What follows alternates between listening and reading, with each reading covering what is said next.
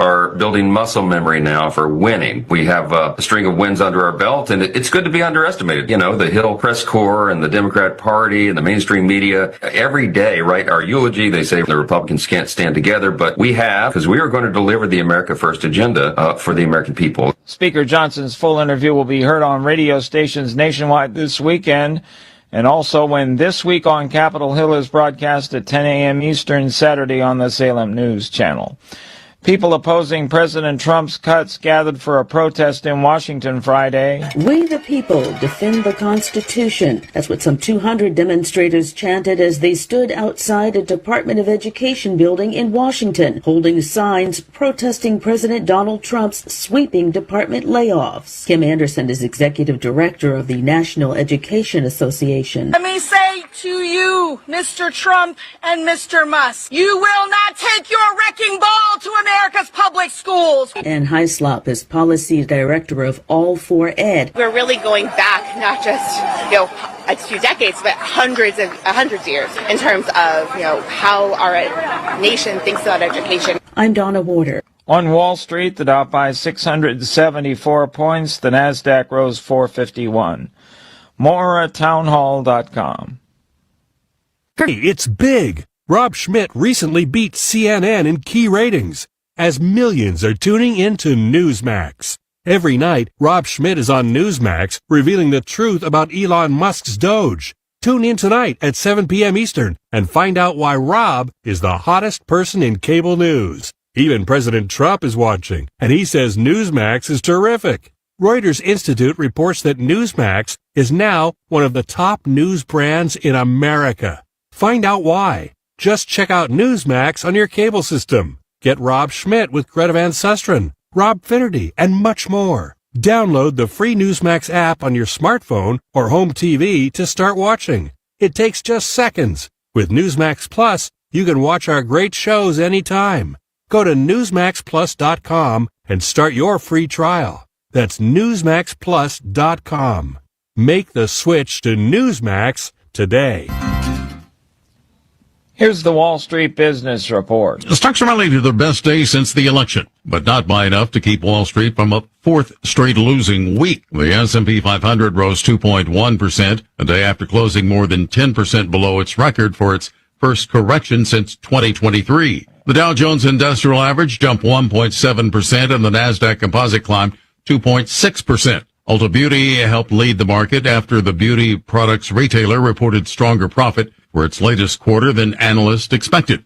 Worries have been rising that U.S. consumers may cut back on their spending because of uncertainty around tariffs. The Dow was up 674 points to close at 41,488. The Nasdaq gained 451 to 17,754. The S&P 500 added 117 to 5638. For the Wall Street Business Report, I'm John Scott. News and analysis at townhall.com.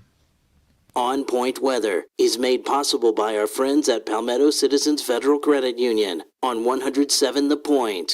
Here's your weekend forecast. We're cooling down tonight to 55 as our low. Tomorrow, look for more clouds than sunshine. Some breezy conditions, a high of 81. There's a slight chance of some late afternoon showers. Now for Sunday, absolutely nasty. Heavy rain, thunderstorms, a possibility of some severe weather. The high is around 73. So be safe and have a great weekend. I'm Cal Moss with your On Point local weather.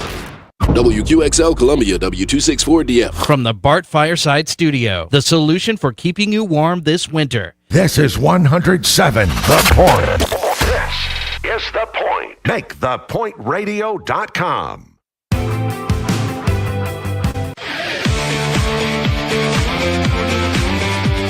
This is Sports Talk with Phil Kornblut and Chris Bergen. Sports Talk is heard across the state on radio affiliates of the Sports Talk Media Network and is streaming live on SportsTalkSC.com, as well as Twitter, Facebook, and YouTube. The South Carolina Education Lottery lucky number to call in is 888-898-2525. That's 888-898-2525. Now, here are Phil and Chris with tonight's edition of Sports Talk. All right, good evening. Welcome into Sports Talk on this Friday night. So much to do and so little time. We should actually petition for an extra 2 hours tonight. All in favor of 2 more hours of Sports Talk, raise your left hand. Oh, the plumber. Oh, you raised your right hand. Doesn't count. They had the cutest little thing at the SEC. You know, I was there for one game, and so the cutest little halftime thing they had was called Simon Says. Now, I'm sure, have you seen that through all your travels, Bergie, around basketball I have not arenas? seen Simon Says. I would like to see Simon Says because of how little people have in terms of attention span. I think you'd trip a lot of people up with Simon Says. It was hilarious. I And the guarantee guy, it was. Simon, or whatever his name is, he's probably making $1 million out of this. He's really good. If you saw the same guy, is it the same guy that travels around and does it? Oh, like I said, I don't know. I've never seen it. Okay. I was just making a comment that I would love to because people have such a short attention span and don't pay attention to details. Yeah. I think you'd be able to weed everybody out really quickly. Well, I mean, this guy, he talks 1 million miles a second. So, I mean, if you're not totally locked in, you're going to get caught. And it's really, at first I thought it was stupid, but it turned out to be really, really funny. I guarantee it. I bet that was fun. Yes, it was. Yes, it was. Okay, we're going to get right into things because we got a lot to do tonight. Let's go ahead and jump right to Charlotte. ACC tournament semifinals tonight. Duke and North Carolina at 7, and the Clemson Tigers and Louisville at 9:30. I'll just say this to Tigers. If you're ever going to win the ACC tournament championship, this is your year. I know Louisville will be a tough out, and whoever you would play in the championship as well. But this has got to be their time, Matt Smith. Matt is in Charlotte at the Spectrum Center. He was there into the wee hours after Clemson won last night. But that's got to be the feeling, too, Smitty, among the coaching staff and the players. That this is their time, this is their year, this is their opportunity. Absolutely. And I mentioned this to Chris when I spoke to him earlier in the day. I think if Clemson was going to get gotten, yesterday was probably the best opportunity because they were in a new environment, the sight lines. It's an odd day with the late start time, and SMU had every opportunity to knock off the Tigers. And by the way, last night at halftime of Clemson and SMU, Corn, all of the ACC mascots played Simon Says against some fans.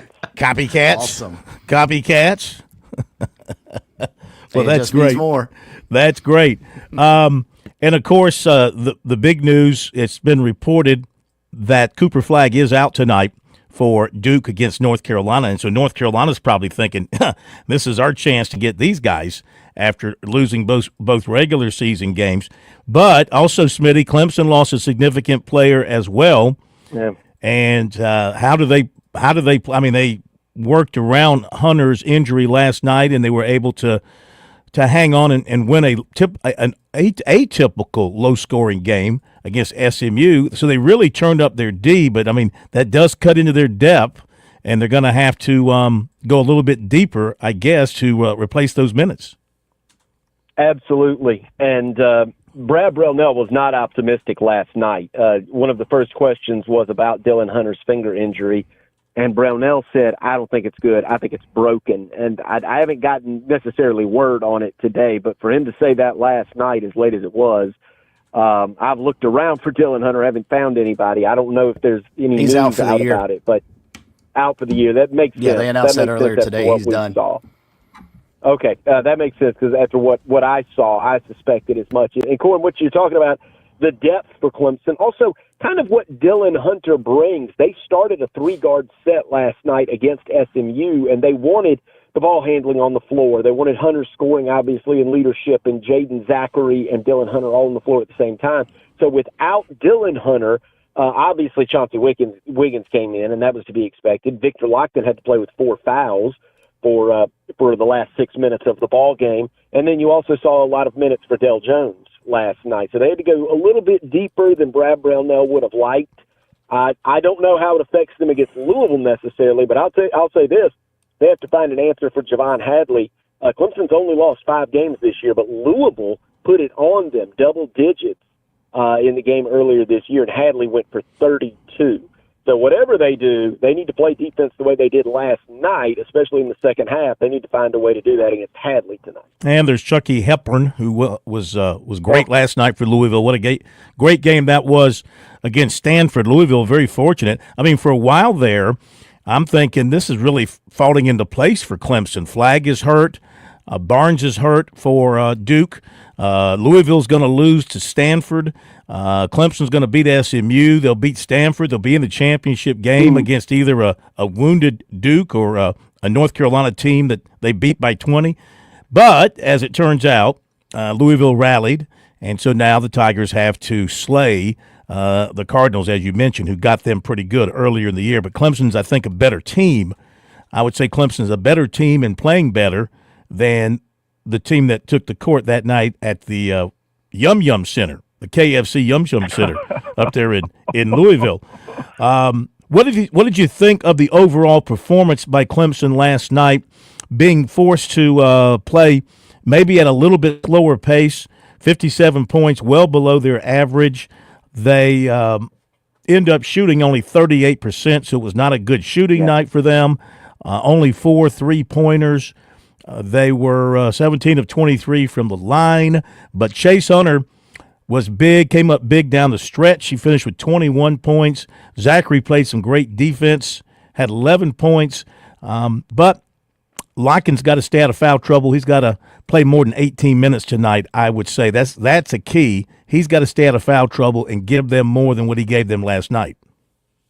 Yeah, I really liked what I saw out of Clemson last night. Now, I know, Clemson fans would be frustrated, but when you can only shoot 38% and win the ball game, you're doing something right. And yesterday, where was I right? Where was I wrong? One thing I was right about is Clemson's defense gave SMU fits. They turned SMU over 10 times in the first half and were able to build an 8-point lead at that point. Of course, they gave it all back because SMU got a little bit hot from the field there to close the first half, but Clemson's defense was on point throughout and only surrendered 1 3-point make throughout the night. And you mentioned Larkin staying out of foul trouble, but he was so key last night to helping Clemson protect the paint. He was such a good defender around the rim, and they needed it because SMU was playing 2 bigs for much of the game, and 2 bigs that could score. And so Larkin was key. They had to have him. That's why Brad Brownell put him back in the ballgame. So I really liked what I saw out of Clemson last night, but you can't do it again. And Brad Brownell knows that. In his post-game comments, he said it was like we were playing with a piano on our back, and he really liked the way they defended. He finished with that. He said, I don't want to be too negative. I want to say that, we really guarded. This is a team that's second in the league in rebounding. We did that. We went toe-to-toe in terms of rebounding, and we held them to 1 3-point shot, and we turned them over, did all those things right. He said, but we didn't play very smart. We played really hard and didn't play very smart. Can't do it again and get away with it. And he's absolutely right. All of those things are true, and where was I wrong? I want to say this. I said last night, this is such a good, deep, balanced Clemson team. They don't need Chase Hunter to score 25. No, just 21. They don't win that game without his clutch baskets in the second half. If he's not on the floor, if it would have been Chase Hunter in foul trouble, Clemson would be at home licking their wounds right now instead of playing in the semifinals. Well, let's hear more from Brad Brownell. Here is the Clemson head coach. If you didn't hear it last night after the game or catch it somewhere today, here's a few minutes from Brad Brownell, just a few minutes after the Tigers knocked off SMU to advance to the semifinals. Yeah, hard-fought win. Didn't think we played real well, especially on the offensive end. I do think our defense was pretty good. Give SMU kids and staff credit. I thought they were well prepared and competed hard as well. And it was just hard for both teams to score. But our guys just kind of hung in there. Was kind of what we talked about at halftime.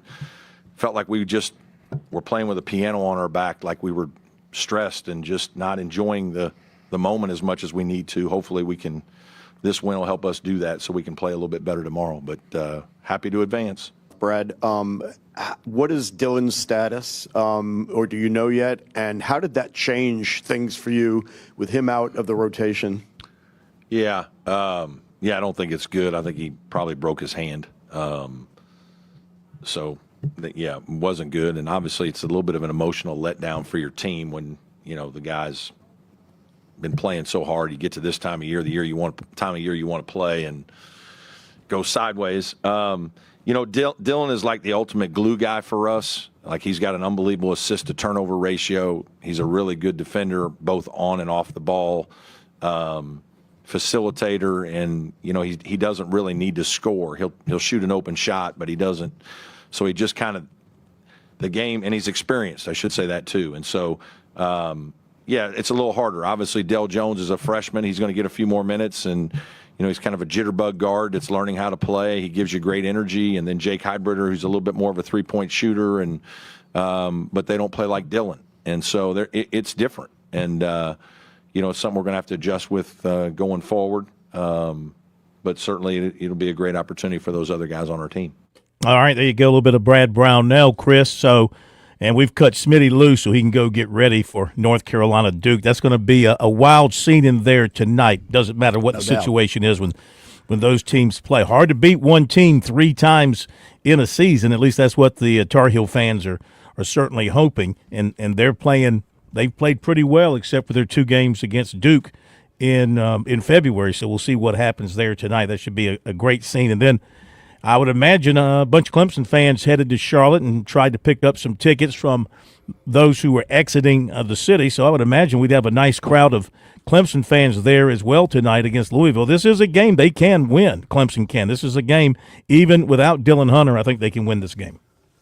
I think they will be in the minority, though, crowd-wise. We're talking about U of L. And when Louisville's playing well, those fans, it's like Kentucky and North Carolina and Duke. I mean, they will follow them. And they had a nice crowd in there last night. I'm sure several more Louisville fans are making the trip down because they're looking at it the same way that we're talking about Clemson. We get past Clemson tonight, we can win this thing against either a North Carolina team that will be playing its 4th game in 4 days or a Duke team without presumably Cooper Flagg and the best player in the country. So, I think both of these teams have to be looking at this as a gigantic opportunity. And, Phil, I was so impressed with, and I don't know why because they play like this all season long, but how well Clemson played defensively last night.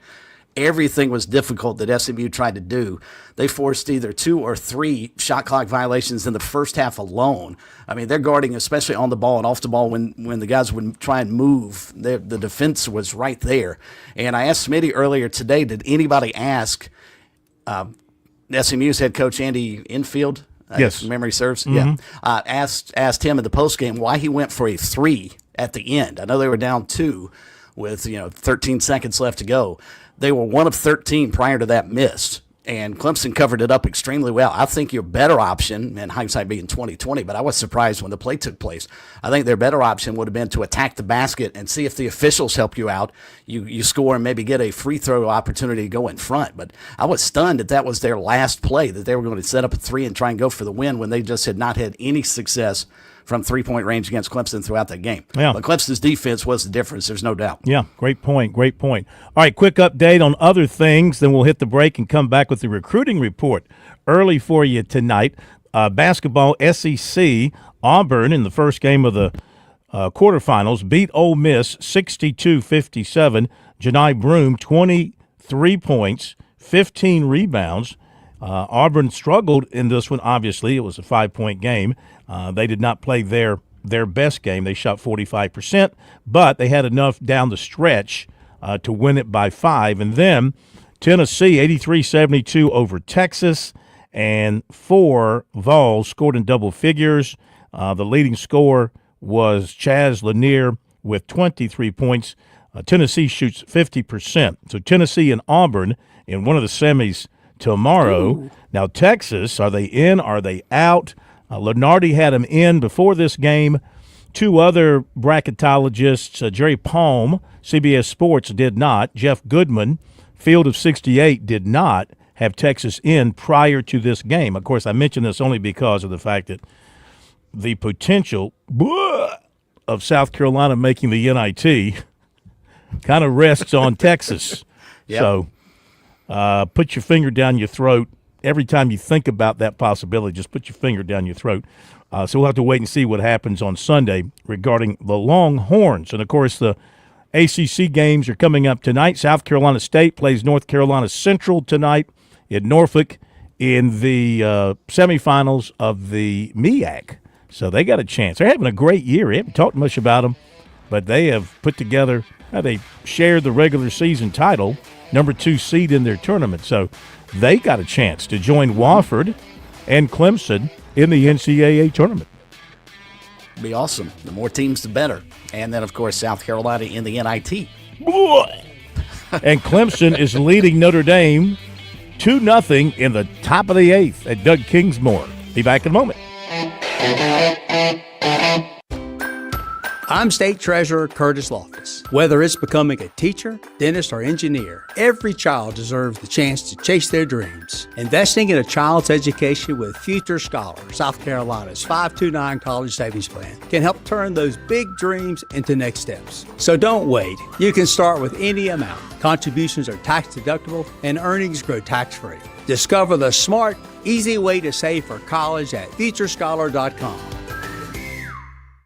Imagine a scrapbook filled with all your favorite memories of 75 years at Darlington Raceway.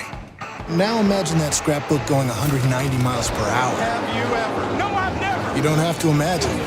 You need to get to Darlington, where the drivers of today tackle the track too tough to tame, just like they did your first time. NASCAR Throwback Weekend at Darlington Raceway, April 5th and 6th. Get your tickets now at darlingtonraceway.com. Discover South Carolina. I'm attorney Jim Corbett. I'm not a case manager.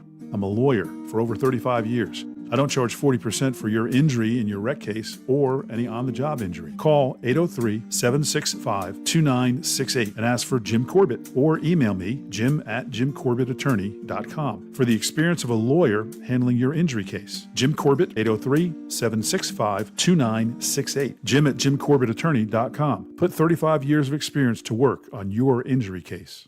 The lottery is not about getting rich. It's about helping people, and it always has been. The lottery is what helped raise the Great Wall of China, build the roads of Rome, and today in South Carolina, it's what generates millions of dollars each year for scholarships like the SC Hope, Life, and Palmetto Fellows. The South Carolina Education Lottery is investing in you. Visit sceducationlottery.com/betteryou to learn more. The Sports Talk Recruiting Report is sponsored by Seawell's Catering.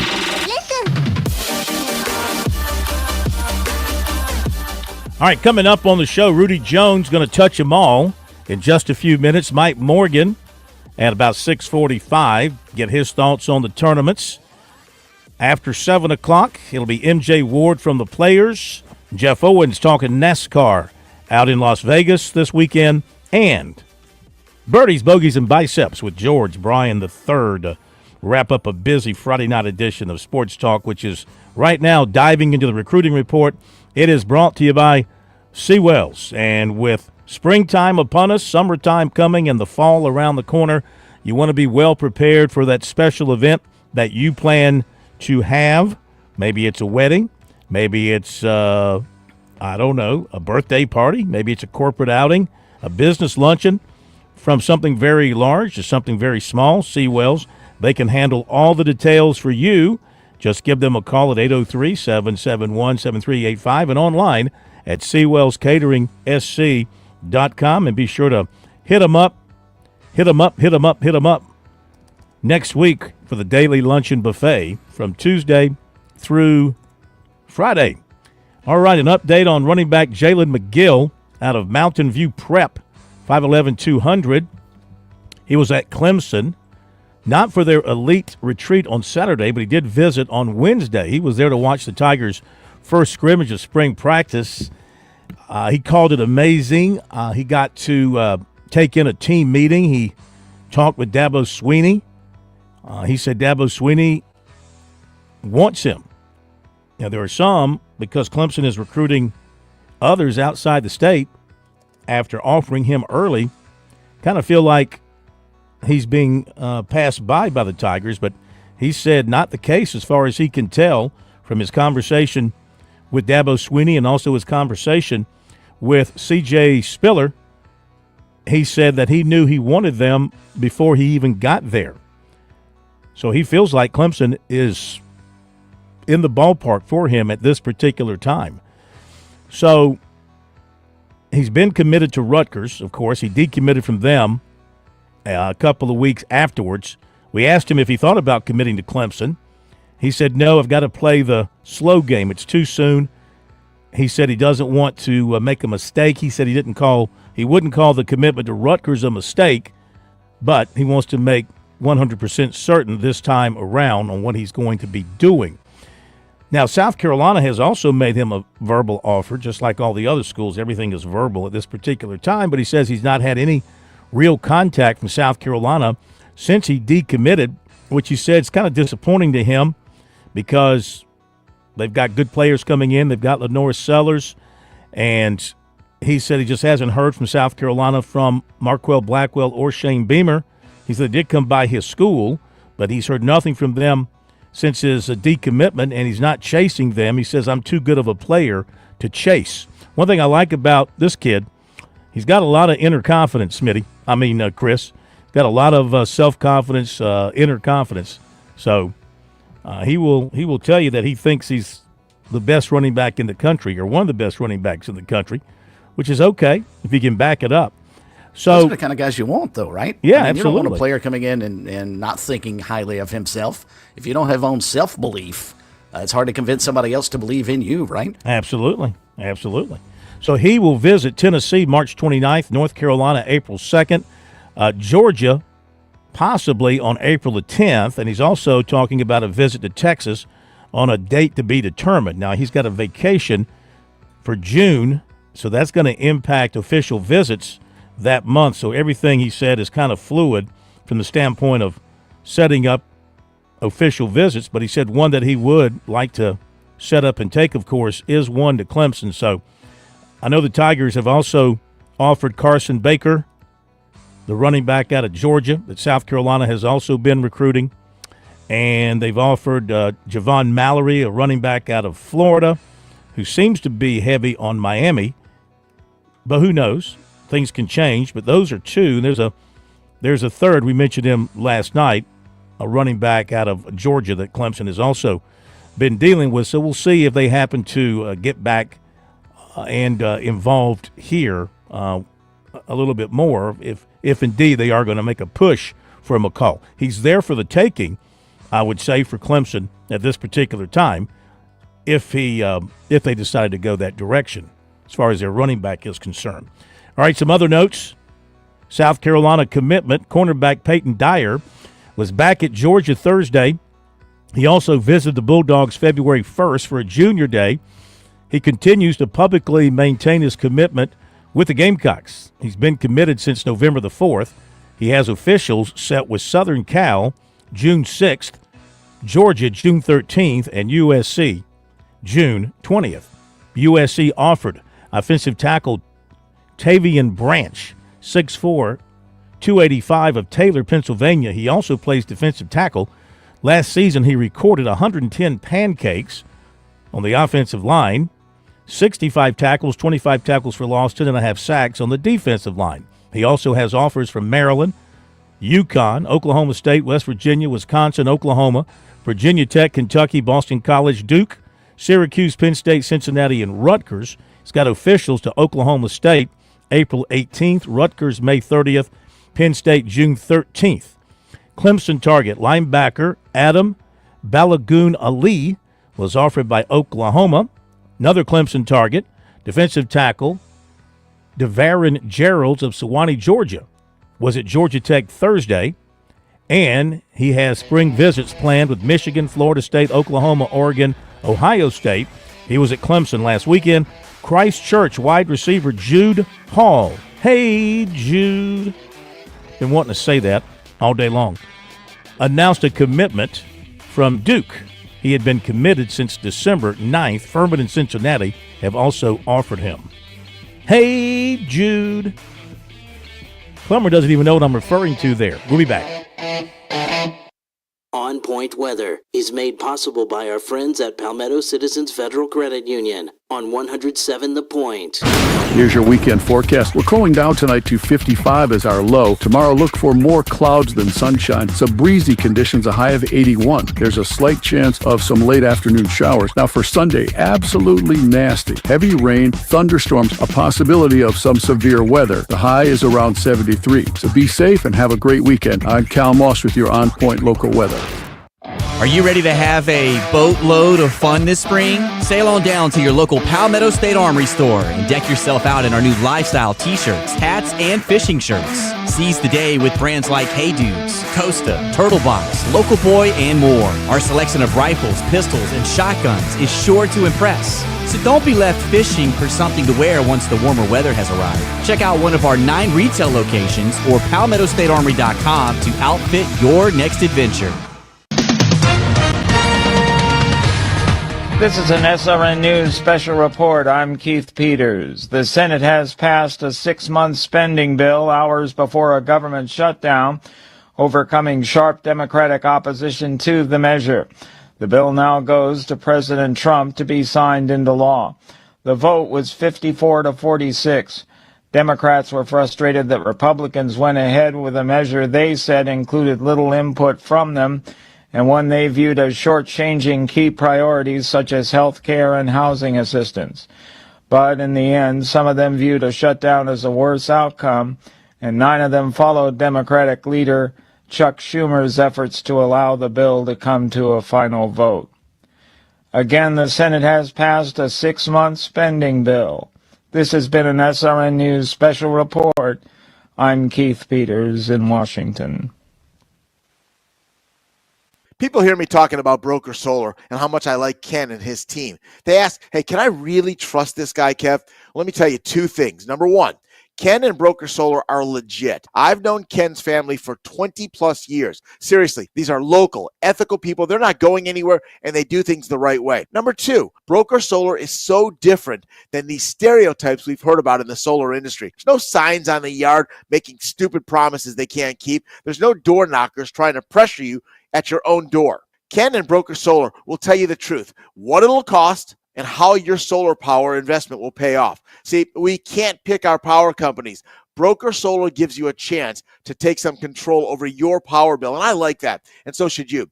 Online, it's brokersolar.com, and seriously, reach out to Ken and these folks. It could really make a difference in your quality of life.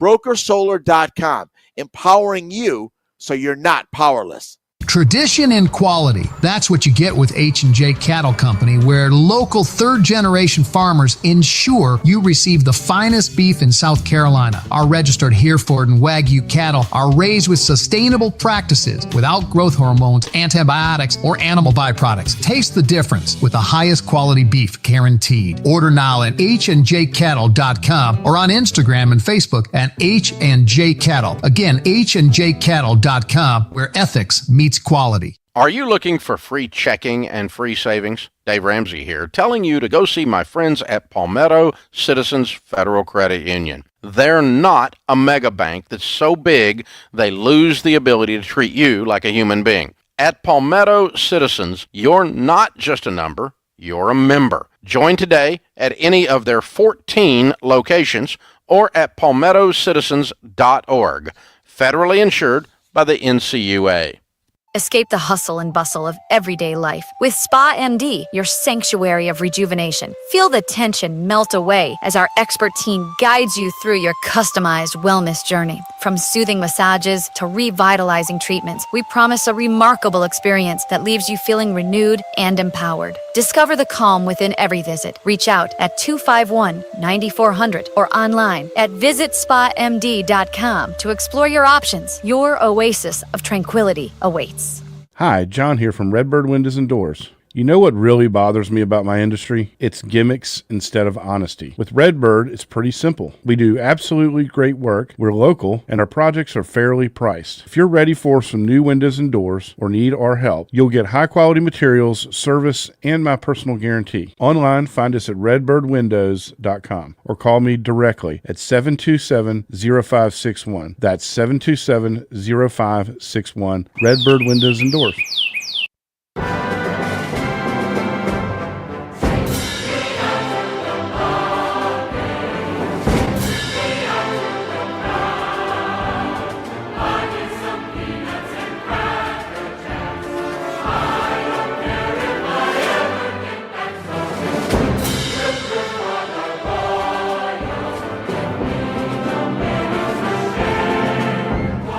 One, two, three, you're out. How many times did I hear that when I was a baseball player? You're out. You're out. All right, welcome in. Also, I heard things like, let's see, what was one of my favorite chants from the dugout? We want a pitcher, not an underwear stitcher. I think that was one of them, yes. Remember that one? We want a pitcher, not an underwear was stitcher. what I'd always heard. Which one? Belly itcher. Belly itcher, yeah. They just don't deserve it. What in the world? No, I was trying to play it. Hold on. No, we ain't got time. We got to go. We got to go to Rudy because Do better, little corn. Thank you. That was the goal. It would have been great if you'd have gotten it right the first time. So true. All right, time to touch them all with our good friend Rudy Jones. Rudy, welcome in. How are you tonight, sir? Hello, Rudy. Rudy. Now we had him. We might need to reconnect. Did we lose him? While you do that, I'll check the baseball scores. Clemson, as we said a moment ago, leading Notre Dame 2-0. That game is winding to a close. Do we have a final on that? It's going to the top of the ninth, I think. Yeah, it is. Top of the ninth, 2-0, but Notre Dame has a runner on first. A quick look at Canucks Day. 7 innings, 12 strikeouts, 1 walk, 71 strikes on 96 pitches. Titsworth, a third of an inning, and now Maustet closing up. Now we got Rudy with us. Hello, Rudy. Hey, Phil. Sorry about that. That is quite all right. It's great to have you with us. Hope you've had a great week so far, keeping up with baseball all across the state. We got Clemson about to beat Notre Dame if they hang on, and South Carolina taking on Oklahoma tonight, opening up their SEC play. So we got pretty much everybody around the state in their conference play now. Now, don't we? I'll spit it out. Well, now, don't we? The Southern Conference doesn't start yet, and the Coastal Athletic Association hasn't started yet. But the Sun Belt and the Big South, ACC and SEC, are starting. Well, the ACC started last week, of course. Yeah. But, yeah, most of the state's Division I teams are in conference play, and it'll be interesting to see what they do against, what you would suspect to be similar levels of competition. Taking nothing away from the teams that Clemson, Carolina, and the others have been playing generally so far, you expect they're going to be going up a step in talent level and who they're competing against this weekend. How do you like Wofford in the SoCon? How do you like their chances to win that thing? I think that's I think the Southern Conference is an underrated league. I just think there's some really good teams there. UNC Greensboro, Wofford, Western Carolina. The Citadel, they've been down a while, but they'll get back up. And Mercer, of course, is good. And East Tennessee, they're all. It's not like there's a one team that's just dreadful. Even the VMI, they're leading the nation in stolen bases. They've got almost twice as many as anybody else. Wofford, by the way, is second in the nation in stolen bases, as you mentioned that. I caught a little bit of VMI Stonehill game the other day. It was 20. I think it wound up being 23-19 Stonehill. So I don't think pitching is the key to that strong point right now. No, I was talking to Jimmy Coggins from WKDK, our affiliate in Newberry. Of course, he close to Newberry. He wanted to inform me, of course, that Newberry beat North Greenville last week. Then North Greenville turned around and beat Newberry, I think, earlier this week. But how about that battle there in that Division II conference? North Greenville, Newberry, who else? Erskine? No, are they in that conference? Who do you have in that conference? Well, actually, North Greenville and Newberry are not in the same conference. North Greenville is in Conference Carolinas. Okay. And North Greenville beat Newberry 11-0 last week. This week, Newberry got them back down at Newberry 6-5. Okay. But North Greenville's in the league with Belmont Abbey, Mount Olive, some other good teams like that. Erskine's in that league. Southern Wesleyan is in that league. And I'm having a brain cramp right now as far as who the fourth team in the league is. It'll hit me sometime during tonight. That's okay.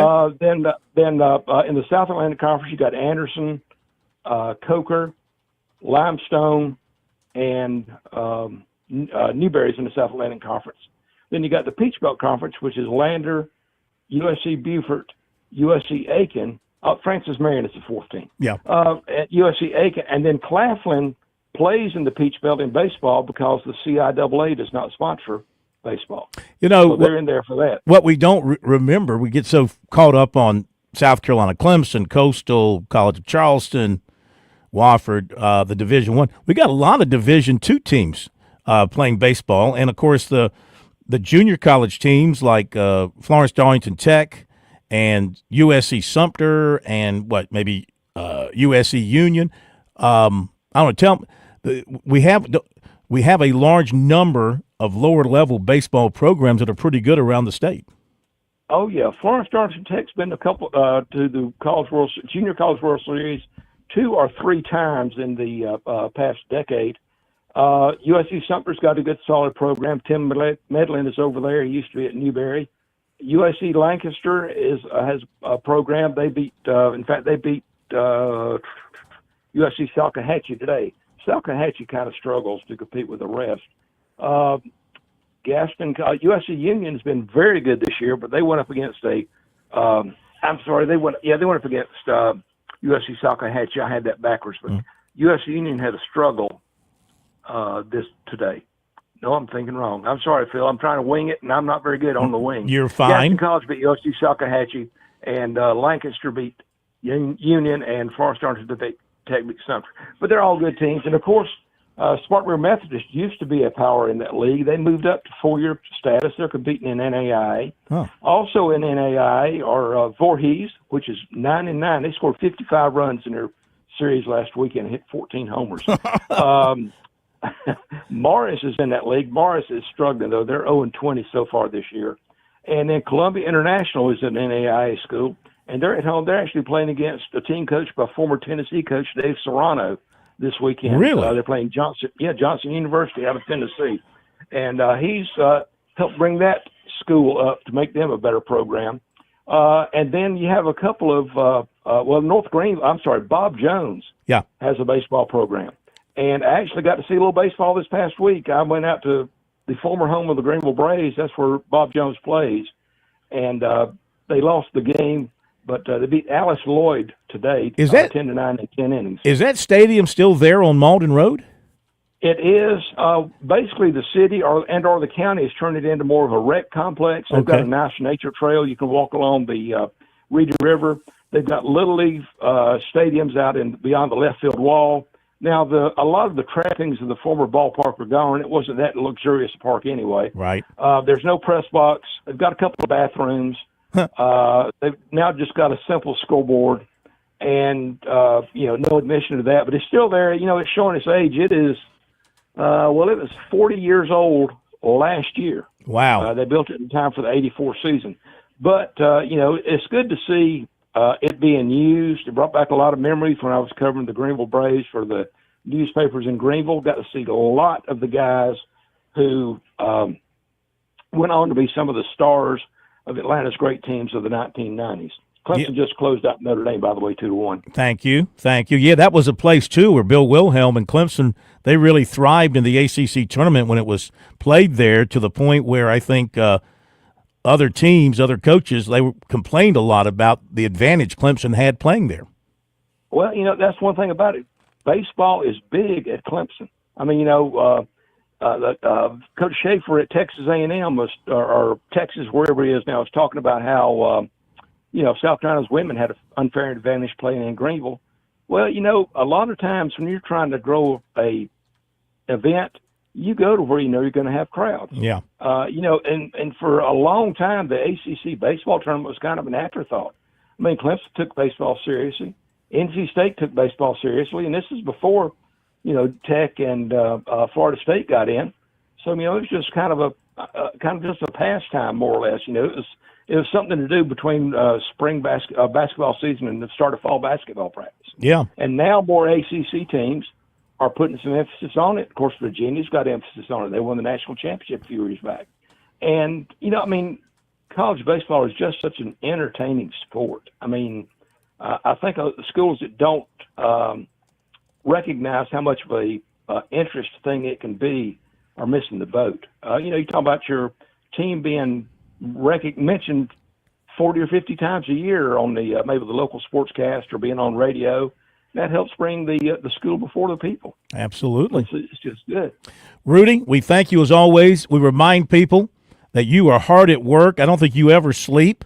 The Palmetto State Baseball is your website, palmettostatebaseball.blogspot.com. Palmetto State Baseball. You've got the running scoreboard. You got the scores of games completed. You got stories on players, notes. It's awesome, and we thank you, and we'll talk to you next Friday. Phil, thank you very much. Y'all have a great weekend. You too, Rudy. Thanks, Rudy. Rudy. Bye-bye. I want Rudy's job. You hear what he said? He just goes to baseball games. Yeah, it's a great job. I want that job. I want to do that job and cover golf. So I want to do baseball Monday, Tuesday, Wednesday, and then golf Thursday and Friday, and then do nothing on Saturday and Sunday. That'd be a good job. Yeah. Be back in a moment. When I grow up, I want to be a teacher. I want to be a dentist. I want to be an engineer. Making dreams come true starts with making a plan. Future Scholar, South Carolina's 529 college savings plan, makes it easy to invest in a child's future education so they can chase any dream. You can start with any amount. Contributions are tax deductible and earnings grow tax-free. Discover the smart, easy way to save for college today at futurescholar.com. Imagine a scrapbook filled with all your favorite memories of 75 years at Darlington Raceway. Now imagine that scrapbook going 190 miles per hour. Have you ever? No, I've never. You don't have to imagine. You need to get to Darlington, where the drivers of today tackle the track too tough to tame, just like they did your first time. NASCAR Throwback Weekend at Darlington Raceway, April 5th and 6th. Get your tickets now at darlingtonraceway.com. Discover South Carolina. There's a lot of things we take for granted in our lives. Your home's AC will run cool. Your drive-through coffee will be hot, and the car will start when it's time to take your kids to school. It's when things don't go as planned that you start thinking about who to call and where to turn. The good thing is, you can prepare for life's most difficult days by calling the Larry Lucas Agency today. Larry is a State Farm agent that has been taking care of people across South Carolina for more than 2 decades. You probably have insurance, but switching is easy, and bundling can save you hundreds or more. Most importantly, the Larry Lucas Agency can help you choose the protection you want at the price you want. All backed by South Carolina's #1 home and auto insurance company. Visit LarryLucasAgency.com today or give Larry a call at 803-799-1998. Like a good neighbor, Larry Lucas State Farm is there. Hi, Phil Kornblut here with our good friend George Bryan III, heard every Friday night on Birdies, Bogeys, and Biceps right here on Sports Talk.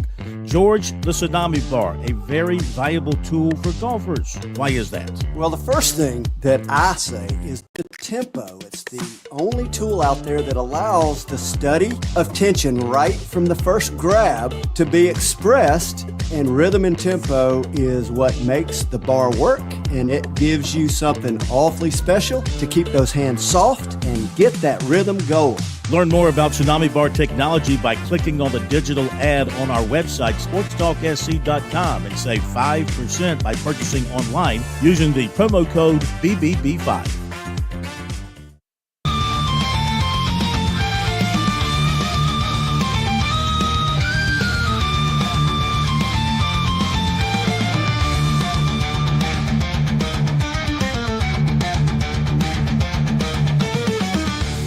Okay, we're back. It's time now for a visit from Mike Morgan. Morgan on the Move, brought to you by Play It Again Sports, Bower Parkway in Columbia. That's in Harbison, also the St. Andrews area, for those of you who really know Columbia. Play It Again Sports buys and sells quality used sports and fitness gear.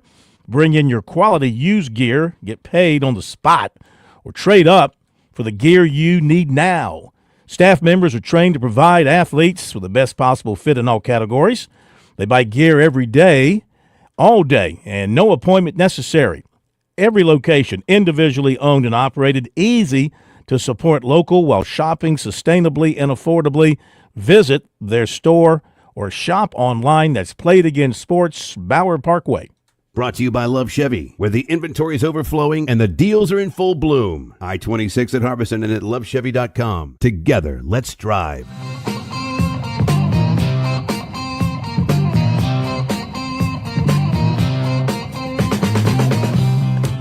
All right, Mike, welcome in. We're going to talk about the basketball tournaments. We're going to talk about the real games being played right now, SEC, ACC, other parts of the country. But before we get to that, we had a controversy pop up, of course, in the state yesterday when news came out that South Carolina could possibly make the NIT because of this automatic deal the SEC, the ACC have set up with the NIT. Now, I know you can't comment on that as a high-paid official with ESPN, a play-by-play voice, so I know you can't really say on the air what you're really thinking, but we've already done the thinking for you. They don't deserve it. The season is over. Okay, who the heck is that? I don't know. Did you bring somebody else out of the show? Was that supposed to be him? Anyway, welcome in. What do you think about the SEC tournament so far? I can't imagine you could have asked for a better start to this thing. Obviously, the more competitive the games are, the better the tournament is, the better everybody feels about it. But I also think it's been a flex for the SEC, in a lot of ways, to just kind of show how good the league is this year. I mean, it's just a high level of play. There's just really good teams. And, I've been to a lot of these things. You've been to a lot of these things. I can't recall anything that has a chance to live up to it. Now, if we go way back, the classic finals with Rick Pitino's Kentucky teams and Nolan Richardson's Arkansas teams, those were outstanding. So I don't want to be a prisoner of the moment. But the rest of the league wasn't nearly as good as it is now. It's just a different game. Yes. I mean, nobody could have foreseen the league being the way it is now, top to bottom, with, 13, maybe 14. Do you think Texas gets in? I know Lenardi had them in before today. I know two other bracketologists did not have Texas in before today, and they lost. What's your gut on Texas? I think it's 50-50. I think it's going to depend on, or do we have any bid stealers in the other leagues? You're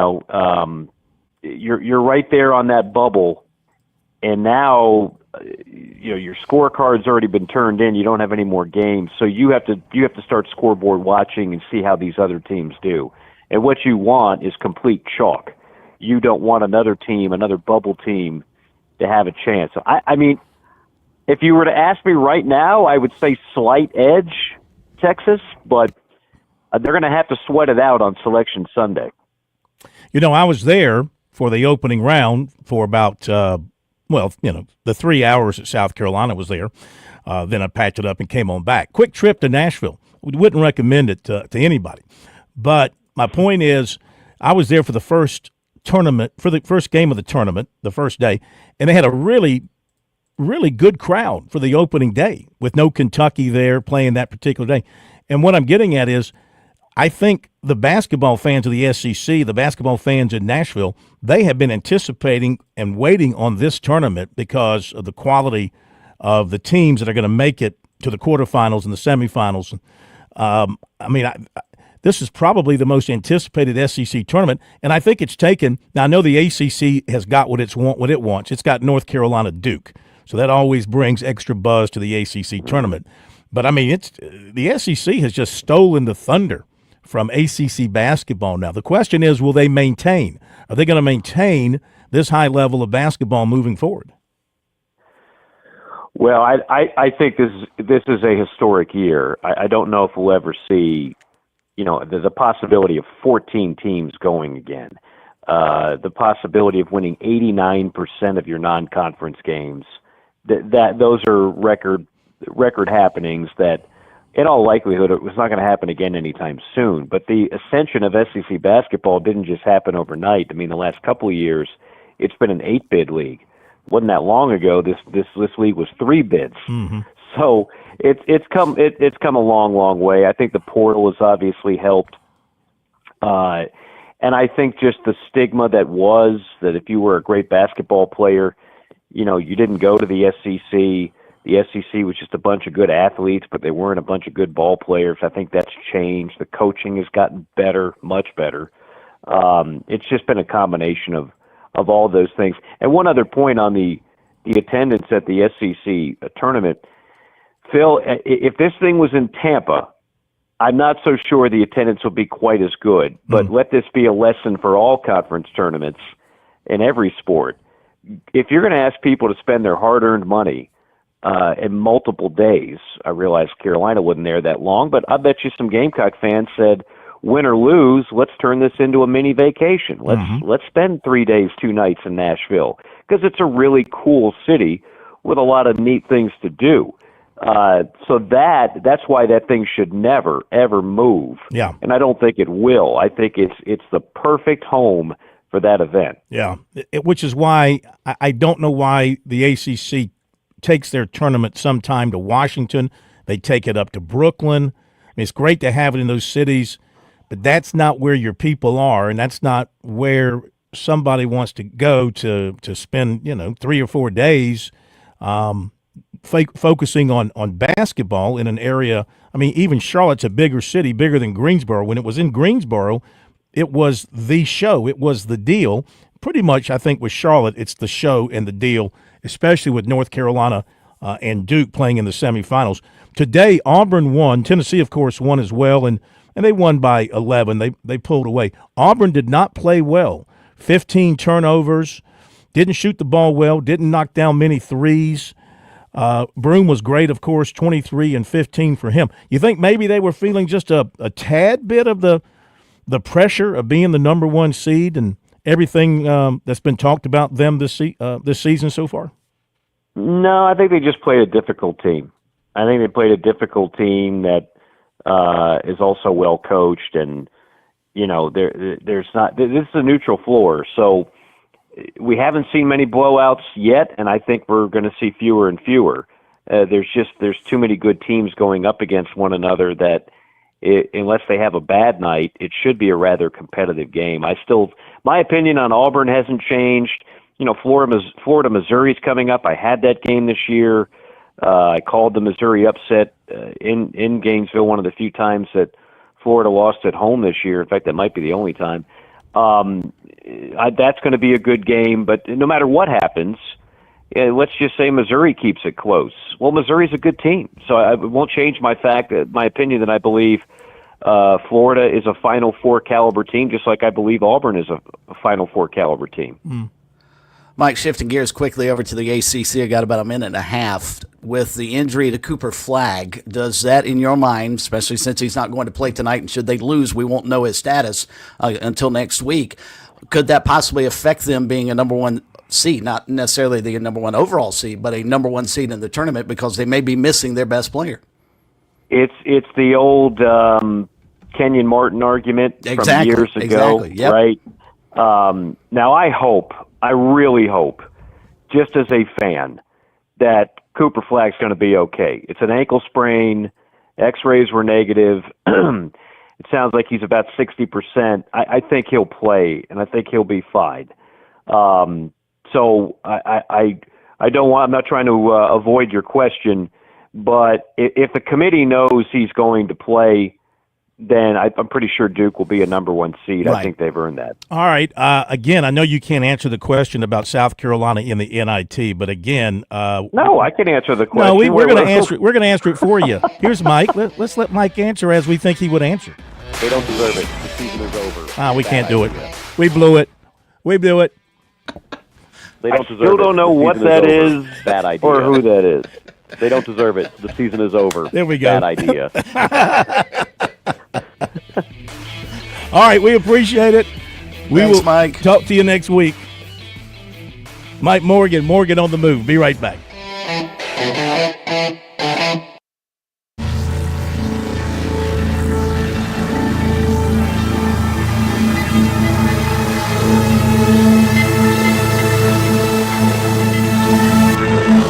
WQXL Columbia, W264DF. From the Bart Fireside Studio, the solution for keeping you warm this winter. This is 107 The Point.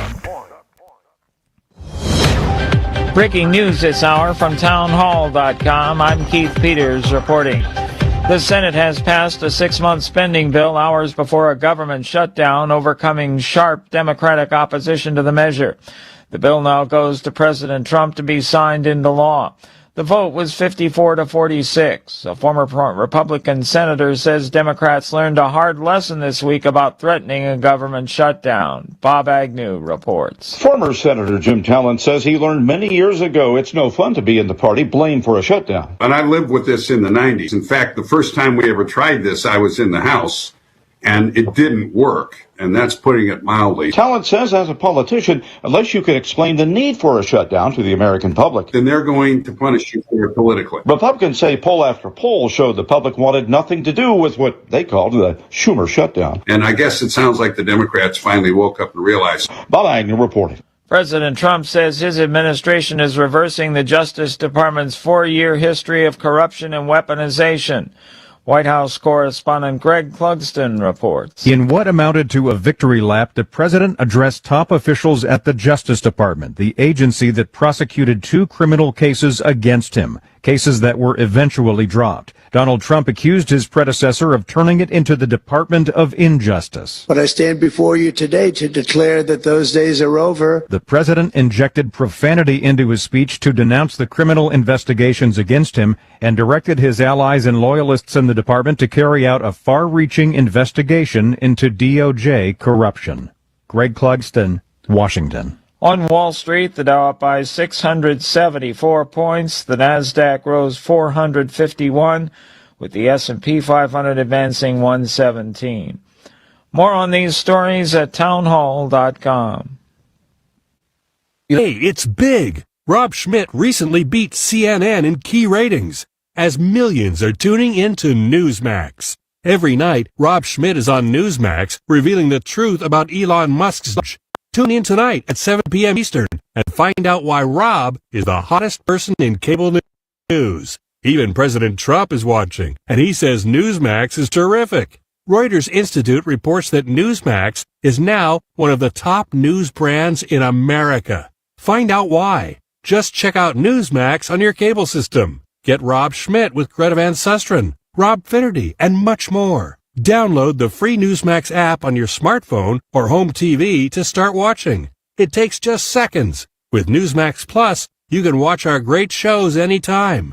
Go to NewsmaxPlus.com and start your free trial. That's NewsmaxPlus.com. Make the switch to Newsmax today. Bible. The price of gold is skyrocketing. Gold futures surpassed the $3,000 per troy ounce mark for the first time this week. Interest in buying gold usually comes at times of uncertainty. That's because anxious investors look for alternative places to park their money. Gold's latest heights arrive as President Trump's on-again, off-again tariffs continue to escalate a trade war and make financial markets volatile. If trends continue, analysts say gold's price could continue to climb in the months ahead. I'm Hayap Njwani. Vice President Vance toured a Michigan plastics manufacturing facility while promoting a promised Trump administration industrial renaissance nationwide. Vance was in Bay City, known in the 1800s for thriving sawmills and shipbuilding concerns that have long since closed.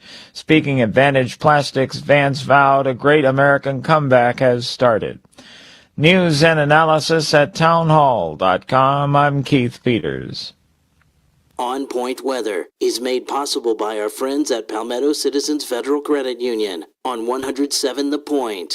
Here's your weekend forecast. We're cooling down tonight to 55 as our low. Tomorrow, look for more clouds than sunshine. Some breezy conditions, a high of 81. There's a slight chance of some late afternoon showers. Now for Sunday, absolutely nasty. Heavy rain, thunderstorms, a possibility of some severe weather. The high is around 73. So be safe and have a great weekend. I'm Cal Moss with your On Point local weather.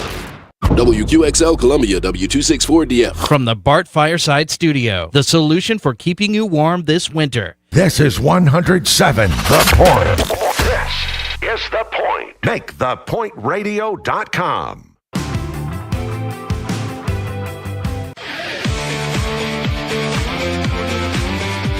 Welcome back to Sports Talk on the Sports Talk Media Network. You can reach the guys with the South Carolina Education Lottery lucky number, 888-898-2525. That's 888 898-2525. Now back to Phil and Chris with the second hour of Sports Talk on the Sports Talk Media Network. All right, it's been a busy show. Let's update you on some things that are going on before MJ joins us. Top of the first, Oklahoma and South Carolina scoreless, but Sooners have runners on the corners and nobody out, so they are threatening from the get. Clemson has beaten Notre Dame in a tight one, 2-1. Obviously some great pitching there at Doug Kingsmore. 2-5-0 for the Tigers. They scored a run in the first and a run in the fourth. 1-5-0 for the Irish. They scored their only run in the ninth inning. Clemson's runs, Pano, a single to short, scored one, and then Jarrell, a single to right, scored the other. Obviously, the pitching for Clemson today was supreme, with Connacht getting the win, going 3-0, 7 innings, 12 strikeouts. Titsworth, a third of an inning, but he gave up a couple of hits.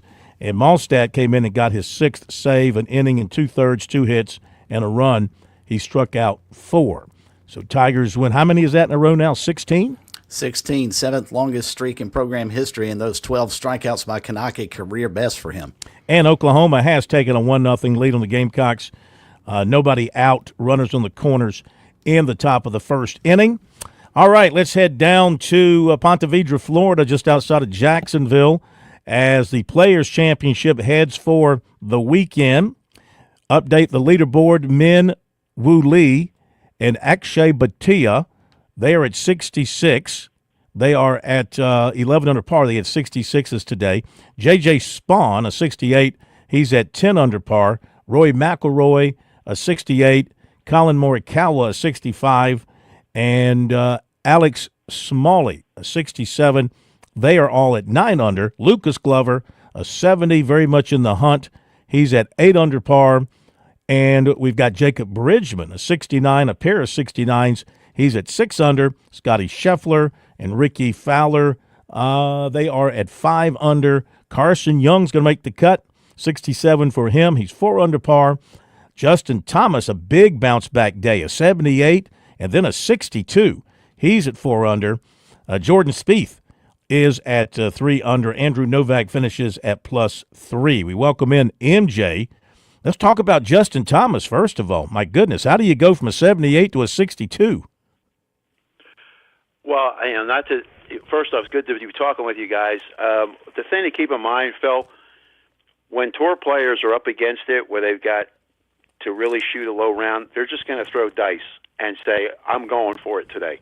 Because more than likely, I'd be going to the airport if I don't do this, okay? So it is not unheard of that you will see rounds carried out by tour pros. I mean, look, I'm not going to say that it happens with regularity, because 62 it's a phenomenal number. Okay, no question about it, or any of the low rounds. But when you get a tour player and they realize that they've got to put it together, they're going to go for it. They're going to push it as far as they can, and sometimes it comes up right, because if it doesn't, they felt I was going to miss the cut anyway. So what do I got to lose by going for it? The key thing always, Phil, is when you shoot a low round, did you do it in the heart of the competition when it really mattered? That's a different level of low score. And that's when you find out really whether or not that round would rate as high as it did. That's why Johnny Miller's 63 is always still revered, because it came in the last round at a place like Oakmont when the title was on the line. And not to downplay, again, Justin Thomas's round, but when you get a tour pro and they start to feel like, hey, man, I just got to go for it. And you will see sometimes, what he just did. And it's not unheard of for these guys to pull that number, whatever the golf course is, because they have that talent. What about our two leaders, Min Woo Lee and Akshay Bhatia? They each had 66s today. They're 11 under par. Don't know anything about Min Woo Lee. Akshay Bhatia, we've heard a good bit about him. He's been on top of the leaderboard quite a bit. So what about these two and the rounds that they turned in today?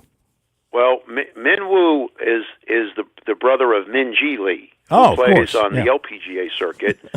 And as I was saying to you guys yesterday, the talent level of these younger players. Akshay Bhatia is just the guy turned pro at 17. Okay, he just said, I'm going to go right to professional golf.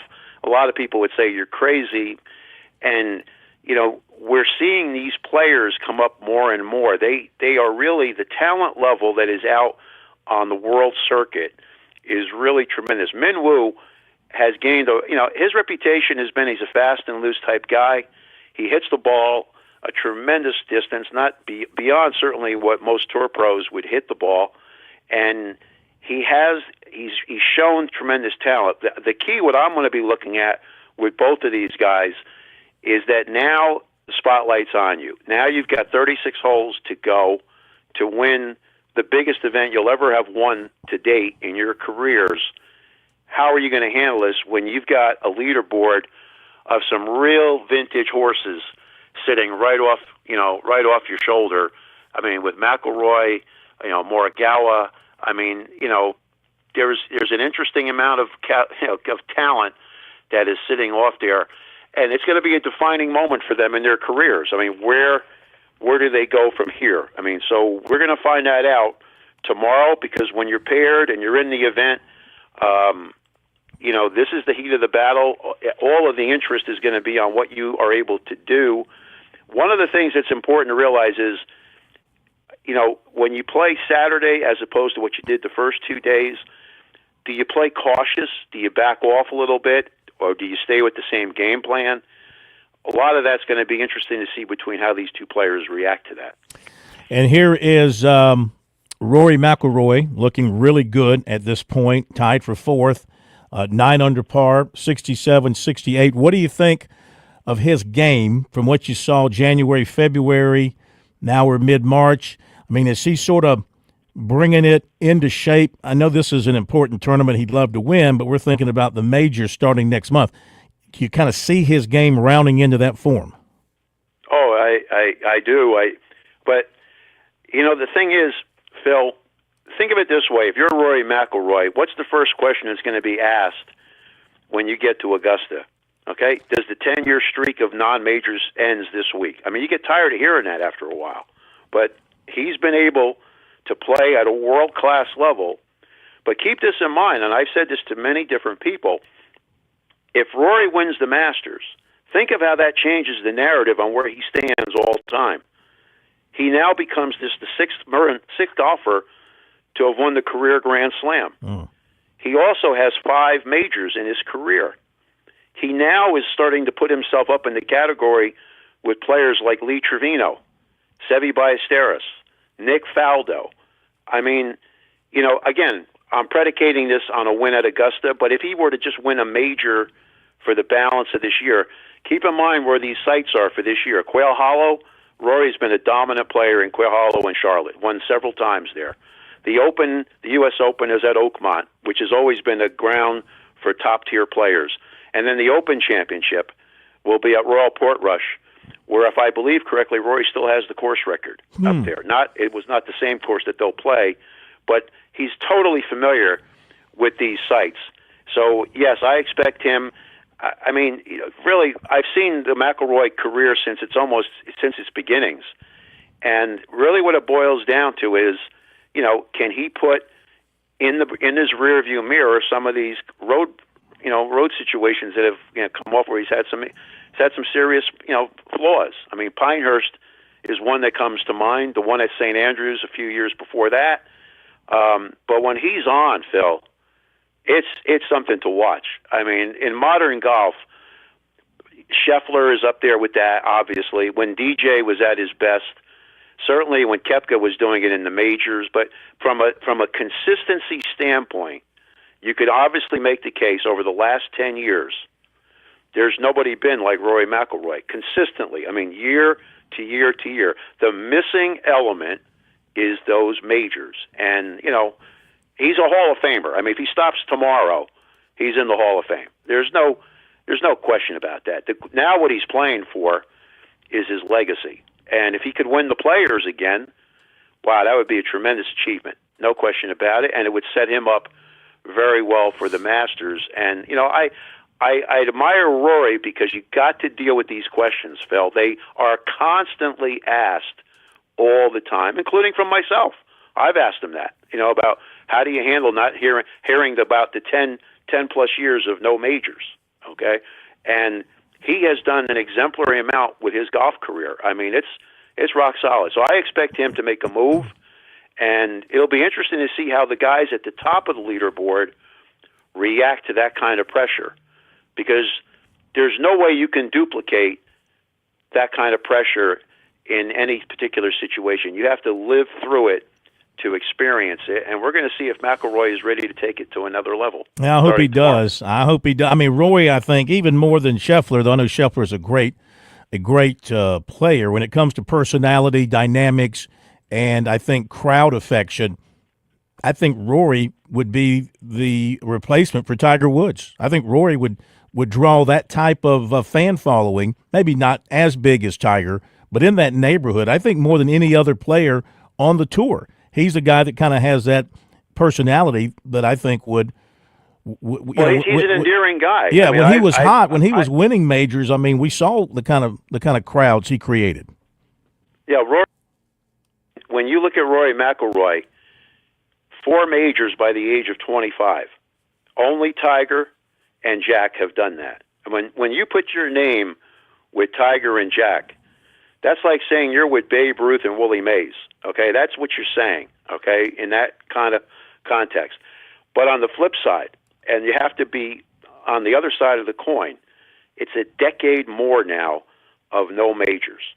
And I will tell you, Phil, that I'm going to be curious to see when he gets into major championships this year, if he goes down into those final few holes, does the ghost of Pinehurst, does the ghost of St. Andrews, does that get pushed aside, or do we have another situation of that happen? One can't, I don't want to get ahead of ourselves. We still got weeks to go before Augusta. Yeah. But I definitely think when he's on all cylinders, like he did at Pebble Beach when he won the AT&T earlier this year, I mean, there's only, in my mind, Scheffler has to be on his A game at his ultimate best. Xander has to be at his A game. There are very few. That's about it. I mean, if you said to me, give me another guy that could be at that level, I just don't see how anybody can say that, because I don't think anybody's got that kind of game. And his number one weapon is the driver. I mean, if he's smoking drivers and he's getting it out there time after time after time, you better be a player that can respond to that. And I don't think there is anybody in world golf, with the exception of the 2 guys that I just mentioned. MJ, we enjoyed it. Great 3 days talking to you. Enjoy your weekend, and we will talk to you when Augusta gets here in a few weeks. Well, all I'm going to say, Phil, there's only one thing more certain than Rory McIlroy. That is women's basketball at South Carolina. That's all I can say. Big fan. You're a big fan. Big fan, and I'm pulling for them for a repeat title. You got it. Thank you, MJ. Talk to you soon. By the way, the hole that's playing the hardest, 2 rounds in, this will be interesting. It's the 18th. So imagine if it comes down to the 18th and it's playing as difficult as it has to this point. Be right back. We're with Major Billy Downer of the Department of Natural Resources. Major Downer, let's say I'm out in the woods or I'm on the water and I need to reach a DNR agent. How do I do that? Operation Game Thief, Phil. It's been around 30-plus years. You can call us at our 24-hour hotline any time of day, 1-800-922-5431. To report wildlife violations or to get help if you're in trouble in the woods or on the water, call us at Operation Game Thief, 1-800-922-5431. Some credit cards hit you with sky-high rates, annual fees, and surprise costs, but not here. Founders Federal Credit Union is proud to offer credit cards with rates below the national average, giving you more control over your finances. Our Essential MasterCard rates are as low as 13.25% APR. Our rewards cards start at just 15.25% APR. So you can earn while you spend. And the best part, there are no annual fees and no balance transfer fees, just straightforward savings, designed to keep more of your hard-earned money where it belongs, in your hands. So whether you're looking to consolidate debt, build credit, or just want a smarter way to spend, we've got the right card for you. Visit foundersfcu.com/cc to learn more or apply for a new credit card today. Relax, you're with Founders Federal Credit Union. Membership qualification required. Terms and conditions apply. Call Lawyer Lisa.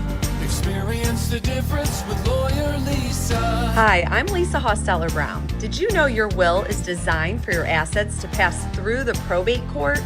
If you want to keep your loved ones out of court, a revocable trust is a great place to start. Visit lawyerlisa.com for more information and to see how we can help. Call Lawyer Lisa. Experience the difference with Lawyer Lisa. 7511 St. Andrews Road, Irmo, South Carolina. You've put in the work for your education. The extra early, extra late, extra work.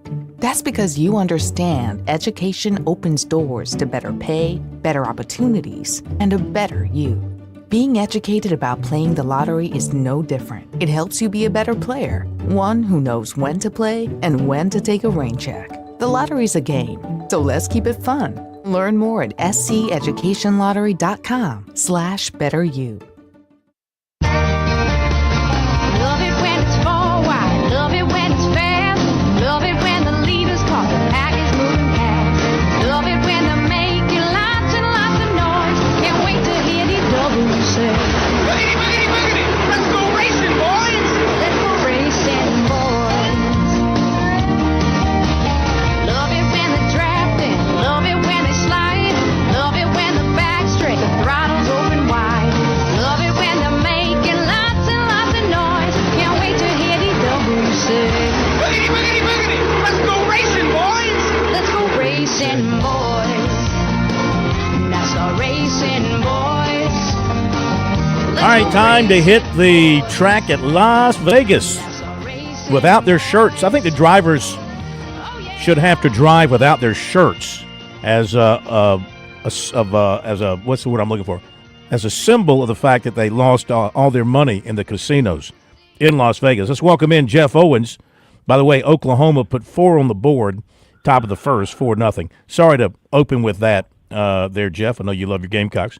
So, great. Great. Not surprised, unfortunately.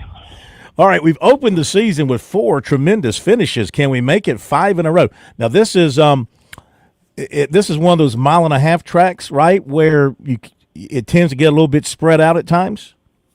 Yeah, a little bit, but we've seen the last few years, Phil, that the racing on those tracks has been much better, and we've seen some really good finishes. Places like Homestead and Kansas, and I think Vegas has had a few too. So it wouldn't surprise me. It's not going to look like a restrictor plate track. Forget that. Mm-hmm. They are going to be a little bit more spread out. But I think you'll see some good side-by-side racing, and the way things have gone, I certainly expect to have another good finish. Is this, we're a month into the season, the competition, and I know we've had one guy win 3 races, but that's okay. But would you call this maybe one of the best starts in recent years for NASCAR in terms of competition and exciting finishes? Yeah, in terms of exciting finishes, no question about it. I mean, we've had 4 in a row that it's hard to beat. And that's what you want. You don't have to have a photo finish every week, but you want guys up there racing for the lead and it to come right down to the wire. And we've had that every week.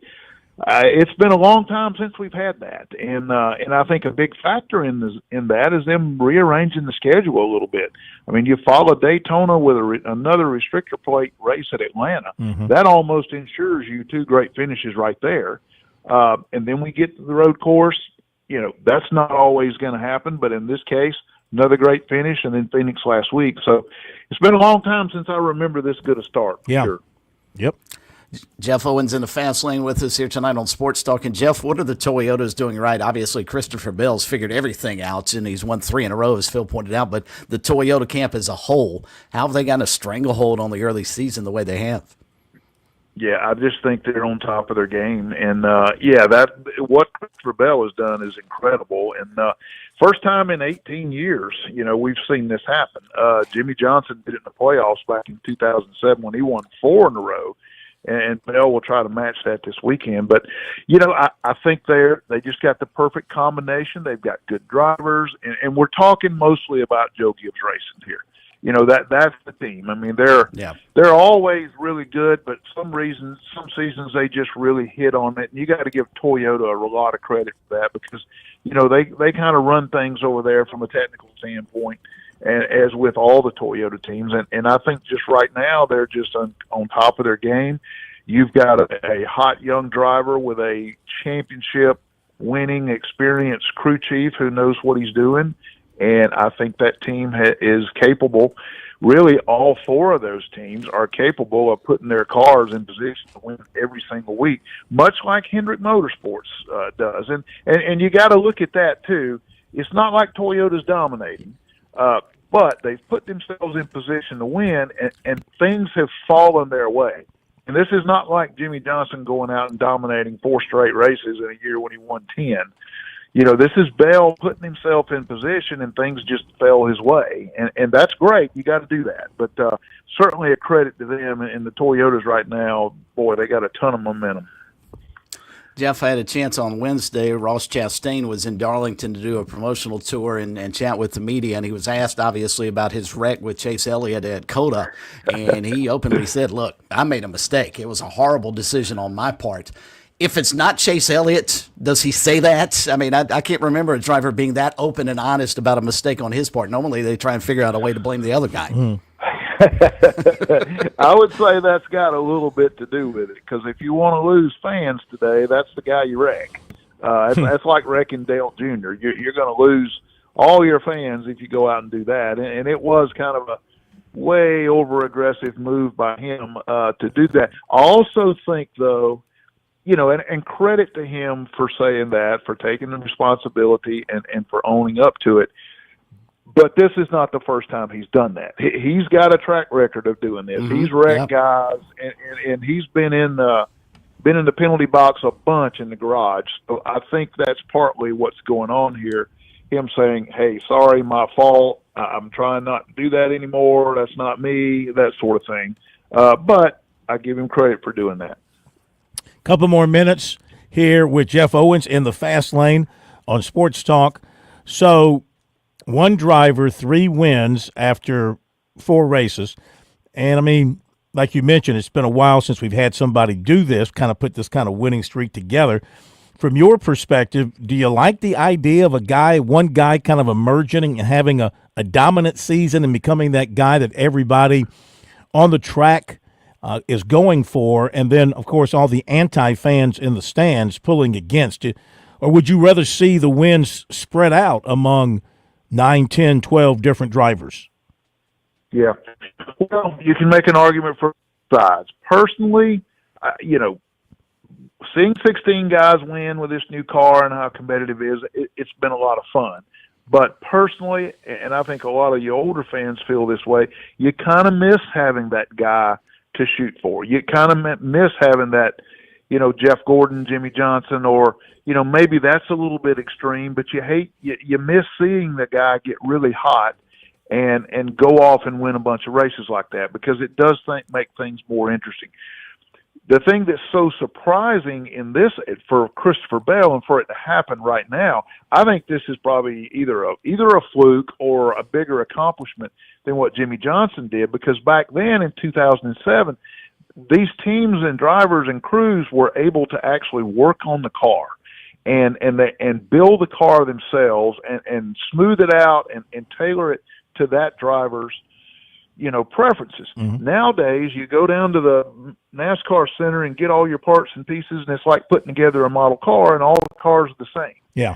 So for a driver to go out and win 3 in a row right now, I think is extraordinary, and I do. That's why I do say, and I'm not trying to take anything away from him. This is a really good young driver, and he's been on the verge of this kind of thing. If he's made the finals 2 out of the last 3 years, and should have made it last year. So I'm not taking anything away from him, and I want to say he lucked into these because he put himself in position, but, you know, circumstances now with how, you know, close it is, I think allows that to happen. But these races, you know, all played in his favor, and it played out that way, and he was there to take advantage of it. So, and guess what? He dominated this race at Vegas last year, so we could see 4 in a row.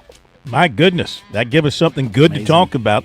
Carry that win streak into Darlington a few more weeks. Jeff, thank you as always, man. Have a great weekend. Talk to you next week. Thanks, Jeff. All right, guys. Have a good one. That's our pal, Jeff Owens, in the fast lane. Birdies, bogeys, biceps. Coming up. On Point Weather is made possible by our friends at Palmetto Citizens Federal Credit Union. on 107 The Point. Here's your weekend forecast. We're cooling down tonight to 55 as our low. Tomorrow, look for more clouds than sunshine. Some breezy conditions, a high of 81. There's a slight chance of some late afternoon showers. Now for Sunday, absolutely nasty. Heavy rain, thunderstorms, a possibility of some severe weather. The high is around 73. So be safe and have a great weekend. I'm Cal Moss with your On Point local weather. Hey y'all, this is Ted from Flight Deck Restaurant. We'd like to invite you and your family to dine with us. We have a great menu that's sure to please your whole family. We have fresh cooked burgers, big juicy wings, blue plate menu featuring country cooking, oven baked hoagies, fresh crisp salads, authentic Greek food like gyros, souvlaki, and baklava. We also carry 20 different premium cheesecakes and pies. Flight Deck Restaurant also has an arcade with 30 different games like Star Wars, Batman, Skee-Ball, Bass Wheel, Pac-Man, Galaga, and so much more. Flight Deck, your favorite family restaurant. Thanks y'all and God bless. With SRN News, I'm Keith Peters reporting the Senate has passed a 6-month spending bill hours before a government shutdown, overcoming sharp Democratic opposition to the measure. The bill now goes to President Trump to be signed into law. The vote was 54-46. Democrats were frustrated that Republicans went ahead with a measure they said included little input from them, and one they viewed as shortchanging key priorities such as health care and housing assistance. But in the end, some of them viewed a shutdown as a worse outcome, and none of them followed Democratic leader Chuck Schumer's effort to allow the bill to come to a final vote. More than 50 universities are being investigated for alleged racial discrimination as part of President Trump's campaign to end diversity, equity, and inclusion programs his officials say exclude white and Asian American students. More details at srnnews.com. When your pipes panic, Franklin Plumbing and Drain Cleaning steps right in, fast and friendly. Josh and his team aren't just fixing leaks, they're restoring your peace of mind. This is when you're at your most vulnerable. You got a problem, you need a solution. They're not coming out to upsell you or talk you into something new this or new that. You'll appreciate their process. They'll tell you what needs to get done and what it'll cost before they ever even bring in their tools to start the work. They're locally owned, which unfortunately is no longer the norm in the Midlands. Franklin Plumbing and Drain Cleaning will treat every home like their own. They've done work for me, for my brother, countless numbers of Point listeners. Dial 799-2222 or visit franklinplumbing.sc.com and you tell them Kev from The Point sent you. You will experience plumbing that's more than just a fix. It's a solution from people who care about their work and stand by it. When you need them, please don't panic. Just call Franklin Plumbing and Drain Cleaning, 799-2222. Escape the hustle and bustle of everyday life with Spa MD, your sanctuary of rejuvenation. Feel the tension melt away as our expert team guides you through your customized wellness journey. From soothing massages to revitalizing treatments, we promise a remarkable experience that leaves you feeling renewed and empowered. Discover the calm within every visit. Reach out at 251-9400 or online at visitspamd.com to explore your options. Your oasis of tranquility awaits.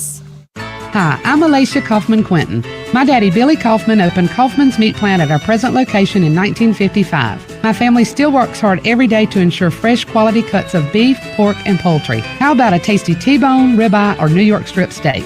But to order at Kaufman's Meat Place, just look for the signs near the intersection of US 1 and I-20 in Lexington.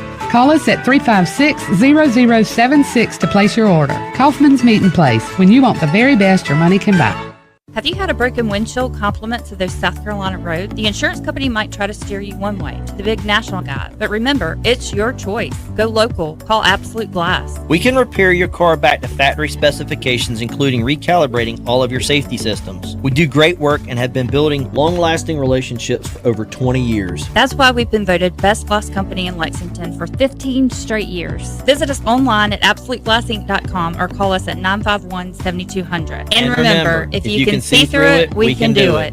Hey y'all, this is Ted from Flight Deck Restaurant. We'd like to invite you and your family to dine with us. We have a great menu that's sure to please your whole family. We have fresh cooked burgers, big juicy wings, blue plate menu featuring country cooking, oven baked hoagies, fresh crisp salads, authentic Greek food like gyros, souvlaki, and baklava. We also carry 20 different premium cheesecakes and pies. Flight Deck Restaurant also has an arcade with 30 different games like Star Wars, Batman, Skee-Ball, Bass Wheel, Pac-Man, Galaga, and so much more. Flight Deck, your favorite family restaurant. Thanks y'all and God bless.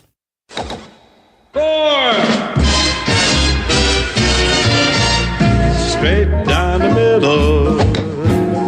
went straight down the middle.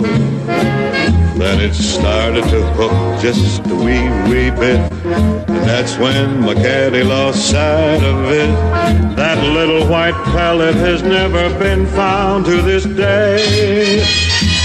But it went straight down the middle, like they say. Well, there's only one thing in the world that can supplant our focus on college basketball tournaments, and that would be, of course, talking about the great game of golf here on Sports Talk, where the word golfing is not allowed to be used in any form or fashion because it's a non-existent word. It does not exist. Golf is not a verb. Welcome in George Bryan III, who was probably out playing some golf today. He was not golfing, as some might incorrectly say. He was out playing some golf and teaching the great game of golf today. Welcome, George. How are you? Oh, I couldn't be better. And no, today I was just chilling out at the beach today. And which beach would that be? Fernandina Beach, Amelia Island.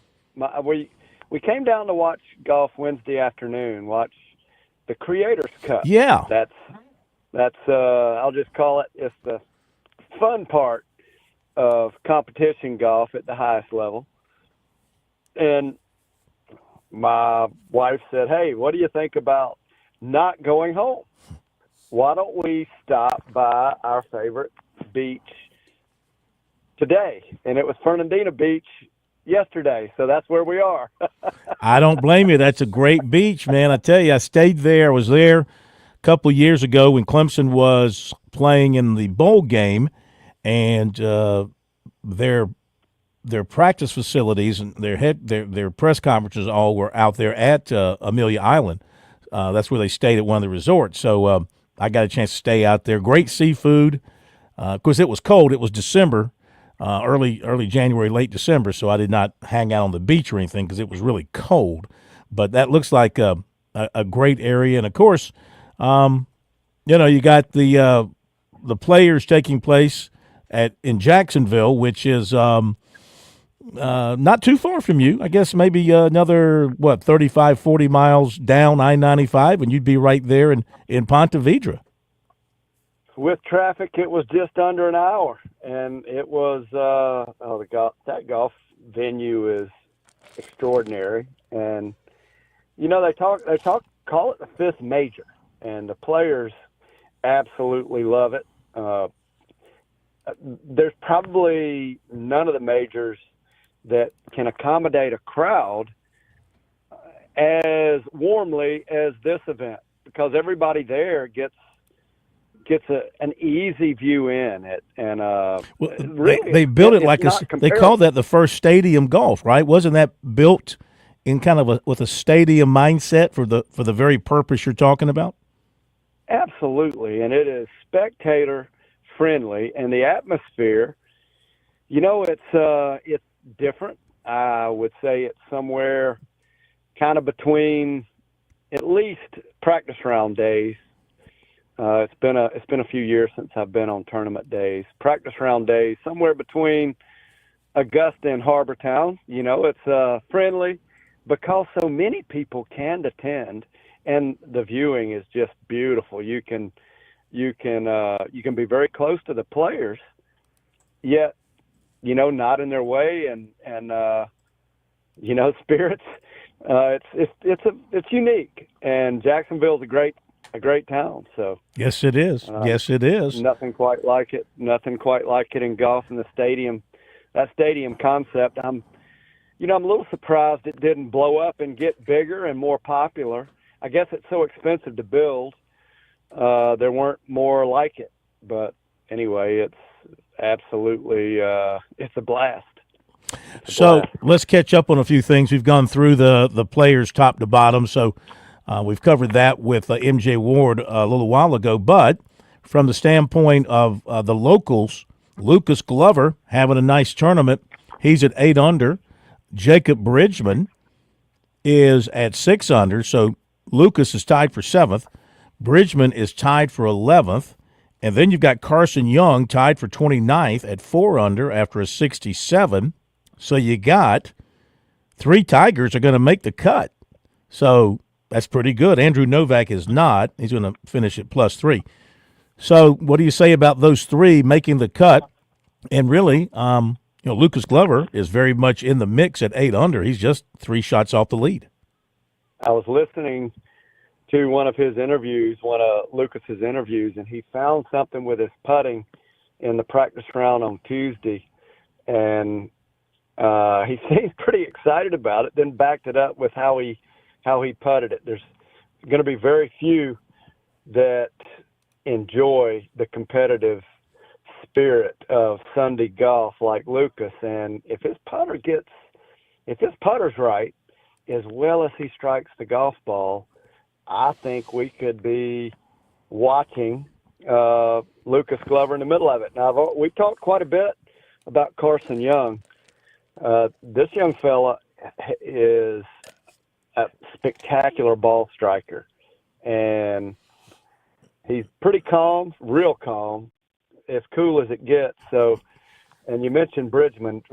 Remind me where Bridgman and Young are. Bridgman and Young. Carson tied for 29th. He's at 4 under. Bridgman is tied for 11th at 6 under, a pair of 69s. Well, those I'd say they're not right in the middle of it, but if they get hot tomorrow and tomorrow's moving day, you never can tell. What I've seen out of Bridgman is a lot the same with Carson Young. They both are just remarkably poised for young fellas.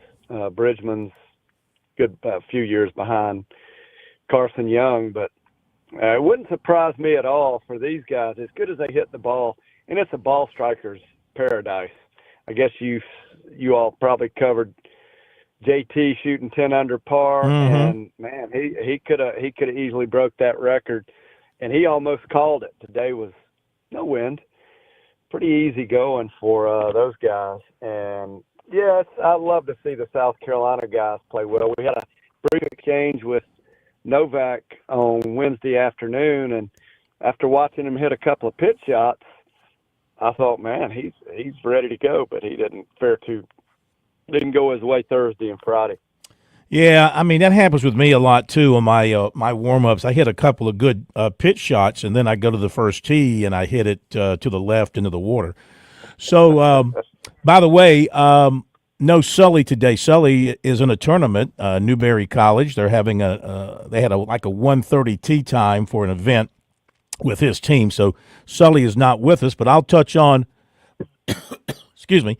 I'll touch on a few things here locally. First of all, George, let me mention this. The SCGA earlier this month had the 32nd Partners Championship, and they played it at the Wildwood Club. You know the Wildwood Club. So it was Brent Blom of Columbia and Stuart Jolly of Columbia. They claimed the victory at the Partners Championship after a final round of 14 under 58 and a tournament score of 24 under 120. So that's some pretty good playing for those. And so they win the championship. Do you know those guys at all? Brent Blom of Columbia and Stuart Jolly of Columbia. I know of them. Obviously, that kind of score means they've got plenty of game, and it seems like could have watched those youngins in junior golf. There's no question. That's pretty solid. Since we're on the SCGA, I gotta congratulate the amateurs because they absolutely played wonderfully and beat the South Carolina PGA pros on Monday at Salina Golf Club. Excuse me, it was rained out Monday, so it was a one-day Sunday match, and the amateurs and I guess it was 13 to 7.5. It was that's a thumping in match play golf. It was a modified Texas scramble format, but the amateurs were just too much for the pros this year. Wow. Pros got to get fired up and come on back. And I did learn something pretty interesting. That was really cool. I hadn't been to one of the matches. Hadn't been to this match in probably close to maybe more than a decade, but it was kind of fun to see Walter Todd and his son Todd White got a chance. In fact, we were a brief exchange with Todd White, senior South Carolina golfer of the year, and he said he would love to be on the show in one of the upcoming weeks. That'd be awesome. But I had a chance to watch him. Hadn't seen him play live in a few years, and goodness gracious, he looks to me like he could be out there with the big boys at Ponte Vedra. But a young fella named Connor Doyle, he is technically a caddy at the Ocean Course. Well, we'll be watching him at Punta Cana in a tour event. He won an amateur event, the Corrales, back last month, shot 9 under par, and he will be playing in a PGA Tour event. And he teamed up with Chandler Mulkey to beat Stuart Clark and Charles Chapman in their match. And it was pretty good. It was fun to see some older folks like Walt Todd and see his son play great golf. Everybody on the amateur side played great golf. And pretty nice day Sunday. Monday was rained out. So congratulations to the amateurs. All right, let's catch up on college, and I'll step in for Sully here since he's not with us. The South Carolina men on Monday, they came in 6th. They were down your way. They were playing at Ponte Vedra at Sawgrass Country Club, which I'm sure is very nice, playing in the Hayt, Hayt, and they finished in 6th place behind Texas, Duke, Alabama, North Carolina, and Virginia. The winning score was -18. South Carolina came in at +5. And Nathan Franks had a good tournament for South Carolina. I believe he was their best finisher overall in the tournament as far as the individual scores go. So they continue to play some pretty good golf. Nathan Franks, he came in 3rd place with a final score of 6 under par. So 3 consistent rounds for him. You know, you might recall, towards the end of last year, they had that traffic accident coming back from Statesboro, Georgia, and he broke an arm. He suffered a broken arm or broken hand or something that sidelined him, and they did not have him, I don't believe, for the SEC tournament, nor for the NCAA tournaments. It really hurt them last year. So obviously he's healthy and got things back together. That's a very strong showing for him. Well, I can assure you he is more than healthy. I've had the privilege of watching him play around Salina Golf Club just a bit, but as just happen chance would have it, I end up another I'll say, very odd place, but I can't get too specific, just not allowed at this point. But he ended up in a match with several really good players, and he just absolutely wore them out. He is playing incredibly well. I mean, incredibly well. In fact, I hadn't seen anybody in one round of golf play quite like that in a long time. So what I'll just say is when you hang around golf, it just is it draws a lot of interesting, fun, and great people with great games. And on this particular day, He just showed up on the first tee, and a couple of groups went out, and he just drilled everybody. And he's been doing that right around Salina as well. They got a lot of good players in the Midlands. In fact, you know, Dustin Johnson was world number 1, came out, and Northwoods used to be a game that some of the most unusually world-class players would just end up there. Good players draw other good players, and that's a fact. So Greg McBride always did a spectacular job. He'd make a few phone calls. Good players know other good players, and that just draws a crowd of other good players. So,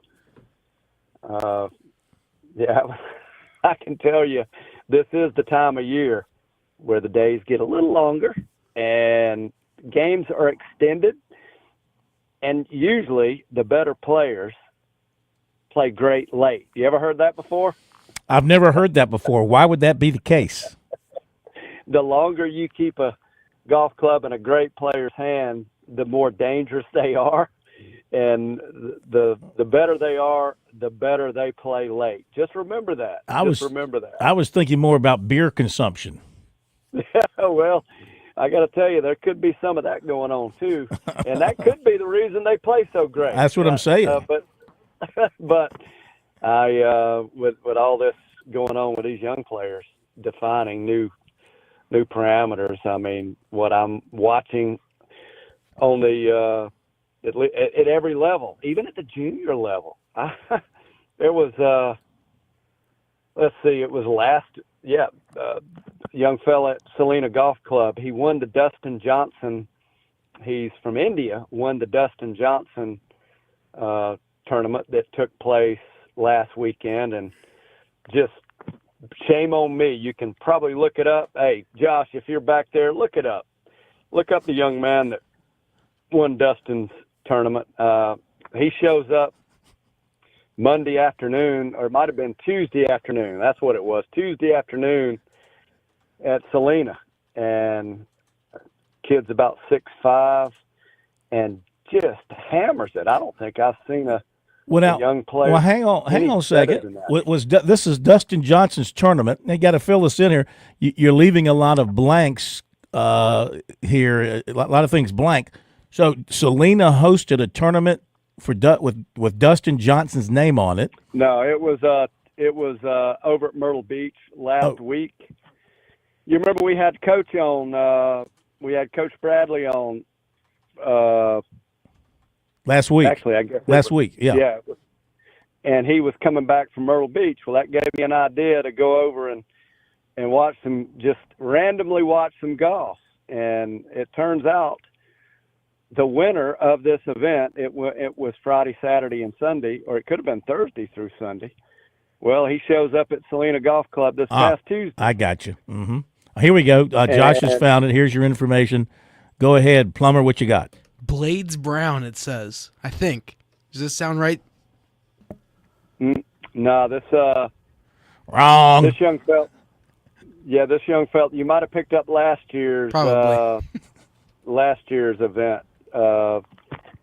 And just again, he's from India, and he's actually he was visiting several colleges, of which he could have been in line to visit South Carolina. Maybe that's why he was in town. I know he's one of the top recruits in the country. And you know what? I took just if you're patient, don't mind. All right, I'll fill in a couple of things. You look it up. I'll fill in a couple of things here. The South Carolina women back in action beginning on Monday. The Old Barnwell Derby match play at the Old Barnwell Golf Club in Aiken. I'll let you talk about that in just a moment. You can tell us about that particular course. The Clemson men, want to talk about this, George. We tried to get Jordan on with us, Jordan Bird, coach at Clemson. They won the range-shortened Palmetto Cleveland Golf Intercollegiate in Aiken at the Palmetto Club earlier this week, so great win for them. He had a family thing going on tonight, a little birthday party for the daughter, so he couldn't be with us tonight. We'll get him another time. Clemson finished 3 over par. They beat USC Aiken by 5, Campbell by 8. So that's a very nice win for them, and at a very prestigious golf course. And the Clemson women this week, they finished second out of 12 teams in the Clover Cup, which was played up at Notre Dame. Is that right? Yeah, played up at Notre Dame. They finished second to Arizona State. Arizona State was 6 under. Clemson was 4 under par. So there you go with that. Did you find the name you're looking for? I got the scoreboard out, but I'm not seeing this young fella's name. What I was getting to with these young players is it is absolutely amazing. Here we go. Arrow Arrive. And I'm sure I'm goofing that name up. He's from Australia, shoots 71-69.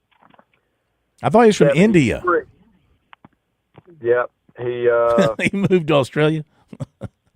Well, I guess originally he's from India, but says he's from Australia on the scoreboard. Yeah. If you went to look it up, Ara Arai Shaw. So 3 names, 3 under par, and this young fella is some kind of special. And like I said, it's the kids are just playing incredible golf in this day and age, and there seems to be no physical limits, and they certainly don't have any fear. So let's talk about this real quick, George, while we're on the topic. This is something that Dustin Johnson puts his name on, the Dustin Johnson World Junior, presented by LA Golf. Hearing more and more about LA Golf, hearing more advertisement from them about their products. I don't know how much you know about LA Golf, but what about DJ and his involvement in this event for premier amateur golfers? They played it at the TPC course in Murrells Inlet. So your thoughts on him being involved in this entire event? Oh, I think it's wonderful. He's got a golden heart, and he's always just been more giving of his time than he gets credit. And he's from right here in the Midlands, and then went to college at Coastal, and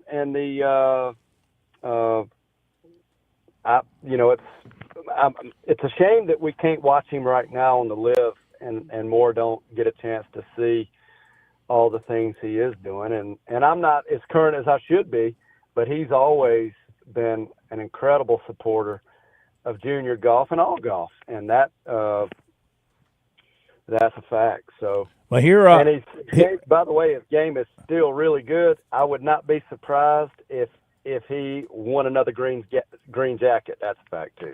Well, we were just talking with MJ, and he mentioned players that we just don't talk about on a week-by-week basis anymore because they're not on the PGA Tour. And like Bryson DeChambeau, we don't talk about him. Koepka, we don't talk about him. DJ, we don't talk about him because they're out of sight, out of mind. Until they Phil Mickelson, until they pop up at the majors, who talks about him anymore? Well, and that's part of our role and responsibility to remind folks. I think you've already mentioned he's the current U.S. Open champion and won in unbelievable fashion there at Pinehurst. So DeChambeau could win another jacket. Not that we don't have plenty of PGA Tour stars that are playing great. It looks like Scheffler's got his game in order, and we got some young folks. One of my favorite. I hear that music. Yep. That TPC strong leaderboard pulling for our South Carolina contingency, especially the Tigers. And thanks for Tsunami Bar Sports sponsoring this segment. Until next week, tee 'em high, but shoot 'em low. All right, George. Super job. Thank you.